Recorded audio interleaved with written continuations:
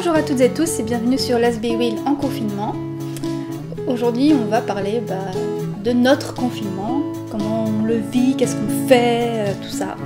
Aujourd'hui on est le 26 avril 2020 et on est en confinement maintenant depuis une trentaine de jours, 35 jours, à cause du coronavirus en fait, du Covid-19.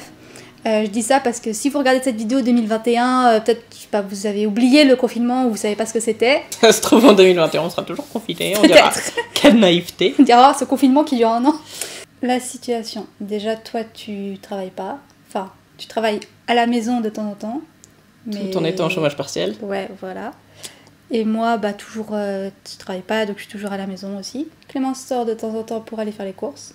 Et moi, mes seules sorties, ça a été à la pharmacie, qui est à 3 minutes à pied. Donc on est bien en bon confinement, vraiment ne pas sortir, être tout le temps ensemble, tout ça. Est-ce que ça a amené la fin de notre couple d'être tout le temps ensemble ? Eh bien oui, chère spectatrice de Let's Be Real... non, je rigole. Non, hein. En fait, genre à la surprise générale de nous. Non, à la surprise générale peut-être des autres gens, non. Nous, on n'a pas de problème pour rester chez nous, déjà. On aime ça. Ouais. Limite, on demande que ça.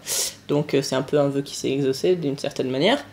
Et être ensemble tout le temps, c'est aussi quelque chose qui nous gêne pas. En général, quand on n'est pas ensemble, on a envie d'être ensemble, donc voilà quoi. Sachant quand même qu'on n'est pas tout le temps ensemble non plus, même en étant dans le même appartement. Il y a des moments où elle part faire de la musique. D'ailleurs, ce confinement l'a beaucoup inspirée. Et moi, je fais d'autres trucs. Et on a ces moments aussi de solitude, quoi. Chacune fait sa vie. C'est ça. Après, on a quand même des moments où on reste ensemble, où on fait des choses ensemble, on regarde des séries, etc. Donc en fait, tous les jours, il y a un peu de choses en commun et des choses chacune séparées. Il y a aussi des jours entiers où on reste ensemble tout le temps. Et des jours où on se voit pas. Des jours où on se voit pas. Qui es-tu ? Je ne sais pas. Mais voilà, sinon, qu'est-ce qu'on fait ? On regarde des séries, on a avancé dans les films qu'on avait regardés, dans les films lesbiens qu'on a regardés aussi, parce qu'il y en a beaucoup qui est sur notre liste. On fait des jeux vidéo, des jeux de société. On a fait du coloriage. J'ai une collection My Little Pony et en ce moment je les nettoie, lave, tout ça pour qu'ils soient beaux et qu'ils soient prêts à ranger parce qu'ils n'étaient pas encore rangés. Je fais du vélo d'appartement aussi, tu cuisines. Ça, elle le faisait déjà avant, mais... Ouais. J'ai fait du pain, voilà. C'est la marque du confinement. Elle ne fera pas de banana bread puisque je déteste la banane. Donc ça, ouf, mais voilà, elle a succombé au pain. Et puis, j'ai fait du graphisme aussi. Je suis en train de faire des petits décors pour nos figurines Funko Pop.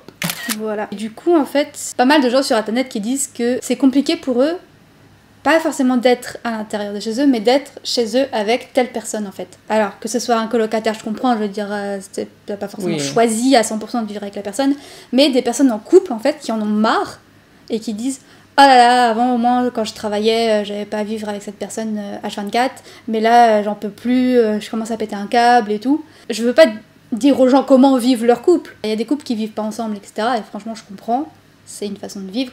Mais une fois que tu as décidé de vivre avec la personne, c'est que tu peux vivre avec la personne tout le temps et que tu as décidé de faire ta vie avec quand même, au moins un minimum d'années, quoi. Si tu ne peux pas vivre avec cette personne H24 pendant 30 jours, je pense qu'il faut quand même se poser des questions sur sa relation, sur son couple, sur ce qu'on attend, enfin de se poser des questions quand même quoi, parce que je sais pas, nous tout va bien. Quand il y a le moindre truc qui va pas, on s'en parle en fait. C'est ça. Si on n'a pas envie de faire un truc à un moment ou qu'on n'a pas envie de se voir, enfin bon on se le dit pas comme ça parce que c'est pas délicat, mais on se dit je vais là-bas quelques heures, fais ta vie quoi. Et des fois même on se dit j'ai envie de rester toute seule, elle comprend que je veux rester toute seule, je comprends qu'elle veut rester toute seule.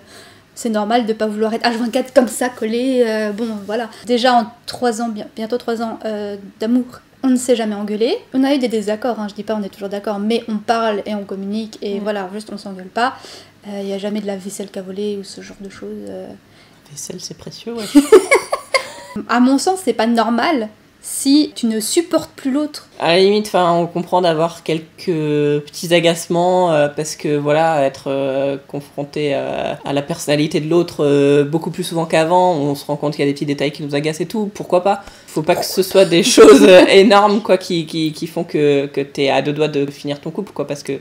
Enfin, si, à la limite, du coup, vas-y et brise son couple, mais genre... Reste pas dedans quoi. Si t'es en mode je supporte plus machin, faut que le confinement se finisse bientôt parce que c'est insupportable, faut que ton couple se finisse bientôt en fait. Tu peux pas dire ça va tout aller mieux une fois qu'on se verra plus autant en fait, mais notre couple sera toujours bien. Non, Et attention, on parle vraiment pas des personnes qui subissent des violences ou ce genre de choses, hein. On parle des gens qui sont dans un couple sain, on va dire, où il n'y a pas de violence, que ça soit verbale ou physique, juste tu supportes plus l'autre. Voilà, à mon avis, c'est qu'il y a des choses à régler quand même. Alors, soit on essaye de les régler, soit on arrête les frais, parce qu'au bout d'un moment, je veux dire, ne plus se supporter au bout de 30 jours de confinement relatif, parce qu'on a des autorisations de sortie quand même. Si à un moment vous voulez sortir de la baraque vraiment, bah vous dites que vous allez faire du sport pendant 1 heure, vous cochez votre case et puis c'est bon, c'est parti quoi. C'est pas une interdiction ferme de sortir où il n'y a pas un policier devant ta porte qui t'empêche de sortir quoi. Je veux dire, on n'est pas non plus dans ces extrêmes là. Ce que je vois surtout, c'est des femmes hétéros qui disent oh là là, vraiment vivre avec mon mec H24 c'est plus possible quoi. Bah si c'est plus possible, c'est plus possible. Voilà, fais quelque chose. Du coup, il faut peut-être réfléchir au modèle que la société impose, notamment au couple hétéro qui est de être un homme, une femme, de fonder une famille, de rester tout le temps ensemble. C'est peut-être le moment d'y réfléchir. Si vous êtes en couple, que vous ne supportez plus l'autre, on vous dit pas ce qu'il faut faire, mais... Vous dites pas que tout ira mieux après, quoi. Et du coup, est-ce que on en a marre de ce confinement? Parce qu'il y a beaucoup de gens qui disent « Oh là là, c'est affreux le confinement, je peux plus sortir, tout ça... » Comme je l'ai dit, moi, au début de la vidéo, on aime bien être chez soi. Je devrais peut-être pas dire ça en public, mais personnellement, ça me fait des vacances forcées et très très très appréciées. C'est les vacances les plus longues de ma vie depuis que je travaille. Et même si voilà, j'ai des petits trucs de boulot à faire une fois de temps en temps, ça reste quand même très très léger. Moi, personnellement, je vis ma meilleure vie, quoi. Et c'est pas grave pour moi de pas sortir. Limite, j'ai envie que ça continue pour être dans ma bulle toute la vie et pouvoir faire tout ce que j'ai pas le temps de faire habituellement. J'ai tellement barré de choses sur ma liste de choses à faire que c'est assez génial. Après, je dis ça donc d'un point de vue totalement égoïste et en tenant absolument pas compte de l'horreur qu'est le coronavirus et des ravages que ça fait et de toutes les conséquences sociales et économiques que ça a. Donc je suis bien consciente que c'est pas du tout un rêve, hein. Je parle juste au niveau de comment moi, personnellement, je ressens le fait de devoir rester chez moi. Et vous? Et moi, honnêtement, ça change pas grand chose à ma vie d'avant, qui était que je restais quand même beaucoup à la maison. J'avais beaucoup de rendez-vous médicaux, c'est pour ça que je sortais surtout. J'ai plus mes rendez-vous de kiné et ça me manque puisque j'ai beaucoup plus de douleurs qu'avant. Donc c'est juste, ma kiné me manque beaucoup. S'il te plaît, reviens, tu me manques. Après, ma psy, je l'ai par téléphone et honnêtement, ça m'arrange de pas y aller, quoi. L'autre chose que je fais, ma formation, je devais y aller, je mettais 1h30 de transport. Et maintenant, ça se fait aussi par téléphone et ça se fait très bien. Donc, ça a vraiment pas changé ma vie. En fait, ça va pas bouleverser ma vie comme ces gens qui sortent tout le temps, etc. Et les contacts qu'on a avec nos amis et notre famille, par téléphone, ça se fait bien, par FaceTime et par écrit. C'est ça.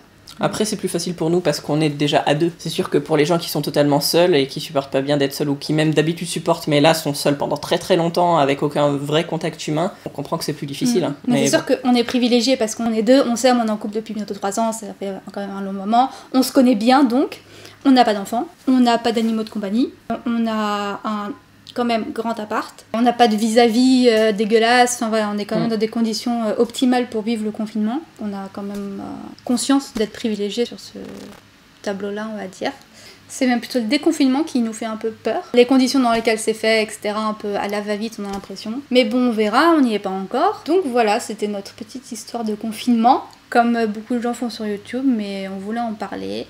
Dire que nous ça va et vous faire peut-être réfléchir si vous ça va pas, et si vous êtes confiné avec des gens avec qui vous ne l'avez pas choisi. Par exemple, je sais qu'en ce moment il y a beaucoup de personnes LGBT qui souffrent parce qu'ils sont avec des familles homophobes et ils subissent encore plus l'homophobie. Courage à vous et vivement la fin du confinement pour vous et vivement que vous ayez une belle vie, que vous puissiez sortir de là, et on vous envoie tout notre courage et notre amour.